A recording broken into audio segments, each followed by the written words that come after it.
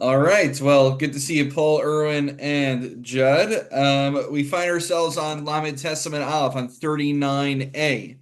We're about just shy, or maybe roughly around a quarter way down. We're at the words Makom Shenagu Lichfol. It should be kind of easy to find relatively. It should be a new section, I would imagine, even if you're following the art scroll. And basically, it's just continuing to elucidate the words in the Mishnah. So in the Mishnah, we learned, right, so 39a, Makom Shenagu Lichfol, we were taught in the Mishnah that where the minhag is to repeat words, you follow the minhag hamakom. It's a very fascinating Mishnah because it explicitly incorporates that idea that there can be variances based on your locale. Now we do see this in other places. Like a good example is Maseches Tainus. You'll see distinctions between when the prayers for rain are said in Eretz Yisrael versus Chutz La'aretz, right? The implications for when do you start saying V'sein Tal Matar? It's a whole shear, and but it's interesting that it incorporates it for Hallel, though at this point in time, at least I'm familiar with the Ashkenazic experience. I don't think you're going to find much variance between the Koran Siddur or the Art Scroll Siddur in terms of what we repeat. And the truth be told, the precedent actually goes back pretty far. It's the Gemara over here. We already have pretty much the guidelines given to us. So, Tana, Rebbe Kofel Badvarim, Rebbe would repeat words. Okay, great. Which words would he repeat? So Rashi helps us out a little bit here. Rashi tells us, Me Ana Vahala. So from Ana Hashem Hoshiana, and as I'm sure we're familiar, from Ana Hashem Hoshiana, we are repeating it. We say it twice. And then we say Ana Hashem Hatzlichana twice, etc., etc. And then Rabbi Elazar and Parta Mosif Badvarim, Rabbi Elazar and Parta added on additional words. Now, my Mosif, what did he add on? Amar Abai, Mosif Lichvo Me'odcha Lamata. As you may recognize, if you have a siddur on you, or maybe you recall from saying Hallel, we actually start repeating from Odecha, right? Odecha, ki, right? So, okay, so that we do, and that is indeed current practice. So beautiful. We get a little bit of a halacha l'maisa. It's always nice to see. Yeah, it's interesting.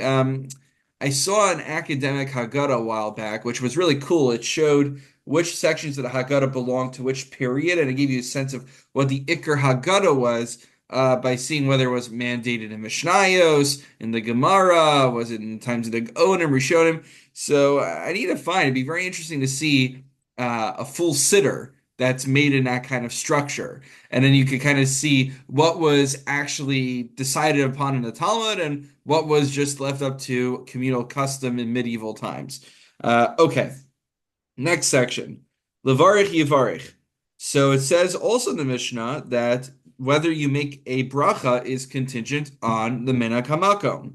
However, Abai circumscribes this. Amar Abai, Loshanu el la'achrav av mitzvah levarich. So this is only regarding the bracha at the end of Hallel. Everyone would concur that you have to make a bracha at the beginning of Hallel. To Amar Rav Yehuda, Amar Shmuel, Kol mitzvos kulam avarich alein over la'asiyasan, because you have to recite a blessing just before the performance of a mitzvah. Think of any mitzvah, tzitzis, tefillin, lighting candles, which is an interesting sugya over there. Virtually every mitzvah, we recite the blessing, and then you immediately perform the mitzvah. Now, the Gemara says, okay, this is a very interesting phraseology. It doesn't say kodem la'asiyasan, it says over la'asiyasan. Over means passing. So the Gemara asks, Umay mashma d'hai over lishendak dumehu. How do I know that the word over, we're saying in Slichos all the time, right? Vayavor Hashem al panav vayikra. So how do I know that the word vayavor means to proceed? So we actually get three different instances in the Torah which would indicate this. Not the Torah, Tanakh that indicate this. So option number one, Amar Rav Nachman bar Yitzchak t'chsiv vayaretz achimatz derech hakikar vayavor es hakushi. He passed the kushi, meaning he got there before him. Abai Amar mehacha v'hu avar lifnehem. He passed before them, meaning he preceded them. And then finally, v'baisema mehacha v'yavor malkam lifnehem v'Hashem berosham. Again, just another instance of a verse where the lashon, the language of passing, has the connotation of proceeding. So we say that you have to make a bracha over last siyasa, and the bracha is made before the performance of the mitzvah. Paul, do you have a question there, or? No, I'm just thinking about the section of the Torah where God says, "I'm passing in front of Moshe Rabbeinu." Yeah, it's interesting. It doesn't bring. I guess there, God actually that it's the more literal meaning. Um, I guess Vayavor doesn't always have to mean precedence, but the point is we see three instances where it carries the connotation sometimes of precedence. But yeah, I think it's deliberate that it doesn't use that pasuk. Okay, next on to the Mishnah. So a little bit of introduction is in order. I mean, I don't have to give much introduction because we'll kind of fill in the details along the way. We're going to talk about. Oh, what, Judd? Yeah, it just occurred to me, we do Birchas HaShachar. So that's after the fact. We've already awakened. So interesting point that Judd makes, right? That many of us we say Birchas HaShachar at shul, but truth be told, that's not so pashut. That's how we're supposed to do it. If you look, the way the Gemara originally intended it was, as you were going about your morning routine, you would make each bracha at each juncture. Um, like what was it? Let's see.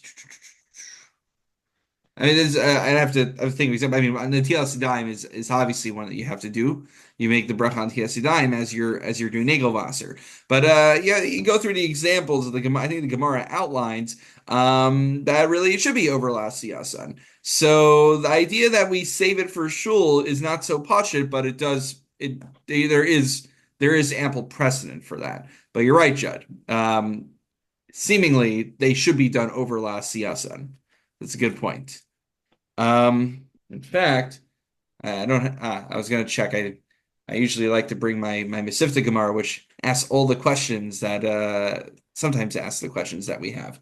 I have my others farm on the shelf, but I have to go look through them and see if they ask your question. All right. Any rate, on to Shemitah. So during the seventh year, we talked about this for the Sunday morning folks. We talked about the mitzvah of Shemitah, and there is this Chakira. If you want to get a little bit lumdish over here, the question basically the land becomes non-workable. You don't work the land, Shemitah's karka, and in theory, anyone should be able to go into your field and pick fruits. You're not allowed to do mass harvesting. You're allowed to pick off fruit by fruit as you want to eat them. And the thing is that depending on the species of it, there's a zman bior. We have bior chametz, where you have to get rid of the chametz on Erev Pesach. So there's the idea also that the Shemitah fruit needs to be destroyed by the time it's no longer found in the field. You're no longer allowed to keep it in your house. There are a lot of halachos of Shemitah, and I'd like to say I know a few of them, but definitely not comprehensively, perhaps as I should. But the important thing for our purposes here is that you're not supposed to do business with Shemitah. But what happens is, if you want to sell somebody like an apple or something that was from Shemitah, so what happens is that similar to Meiser Sheni, which we might be more familiar with, the Kedusha gets transferred onto the coins. And the issue is, if those coins wind up in the hands of someone who does not know halachically how to treat them about Kedusha Shemitah, we run into complications. And that's basically where our Mishnah picks up. But the Gemara will give us a little bit more detail. I just want to give a very brief background just so we know what we're jumping into. Here we go. So if one purchases a lulav from someone during Shvit, now it says mechavero, from his friend. Interesting to note, and there's some discussion about this as well, there is a difference between a chaver and an am haaretz. An am haaretz is someone who does not know the halachos generally, of things like trumos and maisrus and shmita and tuma and tahara. And a chaver is someone who does know those halachos. So, in fact, by the way, they have something called a smichas chaver program, We don't have it here yet at a good Shalom, but it's the idea of Balabatim who will learn these curricula that are being taught in all these different shuls, and they're learning kind of what you would learn in Smicha. So I'm pretty sure I saw someone who has like a bumper sticker who says Ashes Chaver on there. That's something also, a wife of a Chaver. And there's actually, I think, a discussion about when you honor an Ashes Chaver, is it because she's married to a Chaver, or we presume that Ashes Chaver knows a little bit of Torah herself as well? So it's an interesting hakira there. Anyway, so Rashi explains. If you look at Rashi, he says, "Li nira dalokech luv me am haaretz garsinan to hab am haaretz kamairi." So, because if we're talking about a chaver, you'll see that we wouldn't have any issues. We're going to run into issues because we're dealing with an am haaretz who does not know how to properly observe the halachos of Shemitah. So, if you're buying a lulav from an am haaretz b'shvius during the 7th year, no sein lo esrog matana. So, ideally, the esrog would be given as a gift because you're not able to basically purchase it during Shvius. Now, what's the issue over here? So let's take a look in the Gemara. Now, if he doesn't want to give it to him as a gift, Mahu, Rav Huna, Mavlia le dmei esrog belulav. So here's the thing. So you can't purchase the esrog from an Am Haaretz because he's not going to deal with the money properly. So one solution is to do havla. Now, havla, like kind of like the lashon of swallowing, it gets swallowed up together. Subsumed might be a better word for it. So, for instance, let's say you want to pay someone to work on Shabbos. Yours truly, I work on. This is what happened with our niece. She asked her parents when she was younger. She's like, "So does Grandma work on Shabbos? No. Does Grandpa work on Shabbos?" She went through everyone. Does Moshe work on Shabbos? And I said, "Well, that's complicated." So I work on Shabbos. So some would say some of my Iker work takes place on Shabbos here. So how is it that I get paid for my work on Shabbos? Not to get into the issues of rabbis being paid in general. So one way to look at it is havla. That I'm just the trick is, I mean, I don't get paid by the day, it's not per diem, I'm salary, thank God. So, but the idea is that they would be paying me more during the week, and wink, wink, wink, that will cover the expenses that they would have had to pay me for Shabbos. But the way we kind of view it is that I'm being paid to work Sunday through Friday afternoon, and then what do you know? The numbers work out, and I don't need to be compensated for Shabbos work. That's like how a havla works. So similar kind of svar over here. Well, wink, wink. You're gonna pay $70 for a lulav and hadas and ravos, and what do you know? You get a free esrog along with that as well. So that's how the marketing works. But the Gemara asks, well, what's the big deal? V'leisei behedya. So why not just give it directly, and then you don't have to play these games? So the issue is you cannot give money that was exchanged for shvius products to an am haaretz. We'll finish the Gemara, and then we'll get into a machlokis Rashi and Tosos why precisely you can't give to an am haaretz. But for the time being, just understand that they wouldn't be able to know how to keep the halachos properly with it. But let's just finish the Gemara first, and then we'll get into that. The Tanya, in Moser to make parish shvius am haaretz. Yoser mi mazon shalosh sudos. You're not allowed to give the worth of fruits of shvius to an am haaretz that would exceed the amount of money needed to purchase 3 meals. The imasar, and if you did, then yomar hare mos halalihi muchulalin al haperos sheishi b'soch basi. You could basically stipulate the kedusha is not going to go onto these coins, but the kedusha will go onto food that I have at home instead. Ubava ochlam b'kedusha shvius, and you'll eat them with shvius sanctity. Now, when is this all said? Bilokech min amufkar. When this person is picking a esrogim out in the field, and then he goes to his esrog stand and sells it to you. However, avulkech min amashumar, But if you know that these esrogim are coming from a gated property in Eretz Yisrael during Shemitah year, you're not allowed to pay anything. You're not allowed to purchase it from them. Why? Because Rashi explains that if this is an enclosed property, it means very clearly he's not observing the laws of Shvius. During the Shemitah year, you're supposed to keep your yard open for anyone to partake. So just I realized I didn't explain the Minchas Chinuch. The Minchas Chinuch said there's two ways to view it. Either the land, God automatically is mafkia and makes your field hefker, makes it ownerless, or the other way to view it is that it's incumbent upon me, the landowner, to declare my land ownerless. But if I decide to ignore the mitzvah shvius, that's a bad thing. But you're not allowed to just walk into my field and take my fruit unless I fulfill that mitzvah. Just a little chakira over there, a little dichotomy. Yes, Wouldn't Paul. it be easier? Wouldn't it be easier in this case if you know the person selling it is uneducated, intentionally or unintentionally? Why even go through the transaction?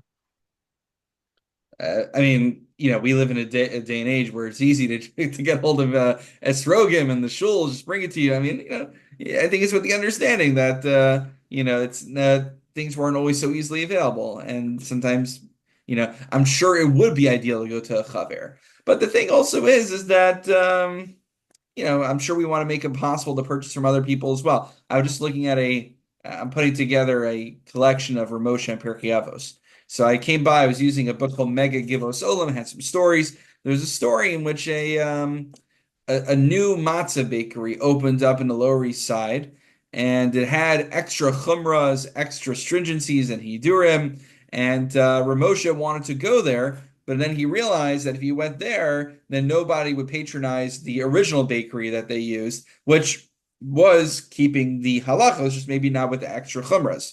So, I would imagine that might be a cheshbon as well, which is if you have a well-meaning person who is not trying to go against halacha, but maybe doesn't know all the meticulous details of it, you can still make it work. All right, but maybe that's just me like anachronistically from a 21st century pluralistic lens looking at it. I don't know. Anyway, I want to circle back. So that's the Gemara. I want to kind of zone in on one detail here. So we're not allowed to purchase the esrog from the Am Haaretz, and the ish, right, unless you do the whole Havla shtick. But the idea is that you're not allowed to do that because you're going to wind up transferring the kedusha onto the coins, and then what? So now you have an Am Haaretz possession of these coins. What are we concerned he's going to do or not do with them? So Rashi says, actually, which one might say is more not counterintuitive, but the less intuitive answer, and Tosas will take him to task on it. Rashi says, and if you want to follow along with me, I'll read it. It's worth looking at it. It's back on Lamed Testament Aleph. It's kind of in the middle of Rashi. Dibur Maschil Ein Moser Dmei Peros. Okay, so it's the third Rashi in the Gemara. So Rashi says, Da Torah Amra, the Torah says, what do you do with Shemitah food?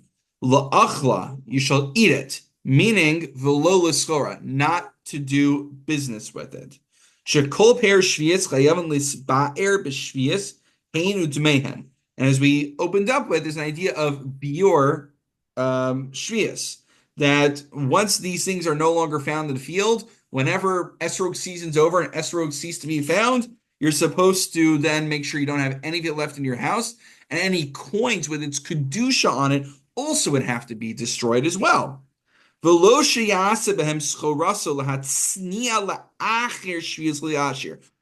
concerned that this guy is still going to have the coins with the kedusha of esroge shmita on it, and he's going to neglect to get rid of it by the time the Zman Biur comes around. And the Amei Haaretz are, we're concerned that they will not keep to this. So we don't give them any money with sanctity on it. Because on our end, speaking as a chaver who knows the halachos, we would be putting a religious stumbling block in front of a blind person. So we'd be facilitating that. So that's what Rashi says. So just to clarify, for Rashi, the concern is that he will save the coins past the deadline for when you're supposed to get rid of them and not utilize them. Tosas, however, says we don't have to, you don't even have to worry. I mean, forget about worrying about what happens after the Zman Biur. We're concerned immediately what he's going to turn around the next second and do with those coins. Look at Tosos. Dibor HaMatzil Shein Mosrin La'am Haaretz. It's the third to last Tosos. And he basically just quotes Rashi. And then we pick up on the second line of that Tosos with the word Vikasha. So Tosos says, I can let me know if I can give better locations to find it. I see, Judd, you're looking for it over there. Do you have it, or I need like battleship coordinates that I could give people?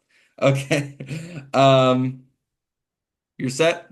Okay, the kasha the im kain lishtru kol osan d'tnamim seches shvias sheyesh lahen shvias ve'ein lahen bior. But the issue with Rashi's concern is that there are certain things like a lulav, the Tosas mentions, that they stay in the field all the time. So something which is, not season. What do you call it? What do you call it? What do you call not the opposite of seasonal?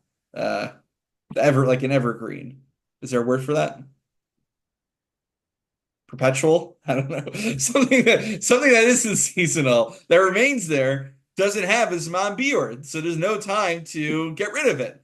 And yet, the halacha still is that we are concerned about what an Am Haaretz is going to do with coins with its sanctity on there. So clearly, the main concern here is not about whether the Am Haaretz will eliminate these coins or use them properly before the deadline. We're worried about what he's going to do the next day with these coins.